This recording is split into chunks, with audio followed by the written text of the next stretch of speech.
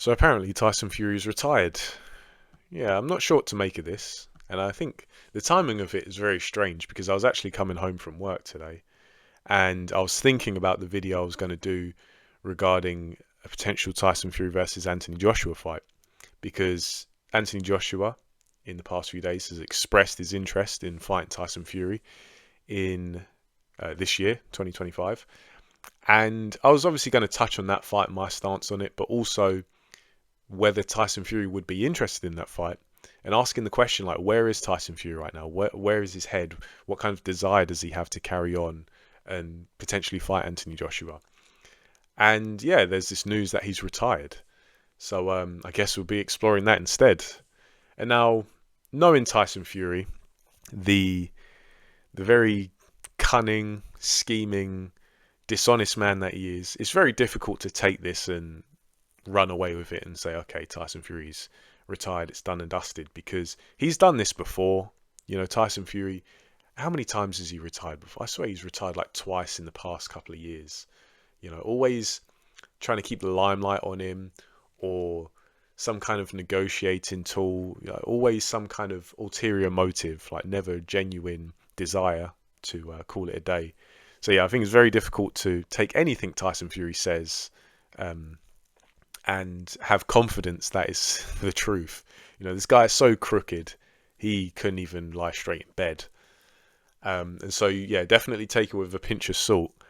Um, and I know Hatman, he made a good point, which I think I tend to suspect that there's a good likelihood that this is probably on the money, is that we had this Ring Magazine Awards on Saturday, which I must say, myself and G-Man were supposed to attend because G-Man's an insider and it looked surefire like me and him were going to get in, but yeah, our invitations got pulled at the last minute. So fuck you very much to the organisers, but shout out to G-Man anyway, because he tried. But anyway, yeah, obviously that was a big event, a very significant event because you know, a whole host, you know, there's a who's who of the boxing world turns up there. A big event, a lot of eyes, a lot of coverage, a lot of significance. But who's not there? Tyson Fury. You know, he's not in the spotlight. And not only is he not in the spotlight, but the other British heavyweights are in Daniel Dubois and Anthony Joshua. Tyson Fury's, I guess you could say, his main rival in Alexander Usyk, the man who's just bested him twice in the past year, is there. Receives 3 awards, I believe, if memory serves me correctly. And yeah, no real mention of Tyson Fury. And Tyson Fury is a man who loves being in the limelight. He's someone who's, you know, as self-absorbed as they come. You know, he wants to be recognized as the absolute best, as a generational talent, and as potentially the best heavyweight of all time. And here we are, kind of nobody really mentioning him, it seemed, at the event, at the Ring Magazine Awards. So I wouldn't put it past Tyson Fury to then say, you know what, let me get back into the limelight. Let me just get a headline, one last one, just to steal the thunder of someone else. So yeah, Hatman made that point. I think that's something that Tyson Fury would do because he is so manipulative, so scheming and so self-absorbed, as I say. But at the same time, I am willing to entertain the fact that maybe Tyson Fury just doesn't have anything left. Because other than becoming undisputed, he really has done what there is to do. And I think we do have to consider that Tyson Fury, it's obvious that this is not someone who loves training. He doesn't love being an athlete. He loves fighting. He loves being in the big events. He certainly loves the adulation, be it warranted or not. But training, living that professional athletic lifestyle, no, he doesn't like that. He doesn't love that. I'd be willing to wager, I'll go far enough and say that he probably hates it. Tyson Fury is, you know, he's a glutton. Let's be real. You know, look at the form of this guy in between fights. Can't help himself. And so he sees training, he sees living that athlete lifestyle as a means to an end. Just something that he has to get through so that he can enjoy the good part at the end of the fighting, and then if he wins, the celebration. And so Yeah, I don't think Tyson Fury really has much left in the sport. I don't think he has much of a desire to carry on. And I actually called it a while ago. I said that after this Usyk saga, I wouldn't be surprised if Tyson Fury does call it a day. I don't think he really has much left. Um, so yeah, I think, playing devil's advocate, it could be legit. I think it's this, when it comes to Tyson Fury, you just never know. You never know for certain. But also, where is Tyson Fury's self-image right now? Because for a while, he was being gassed up to high heavens by certain sections of the boxing media, quite a few sections of the boxing media actually. His completely retarded fan base, who were just proclaiming him to be the best heavyweight ever, even though wasn't even close to actually proving it.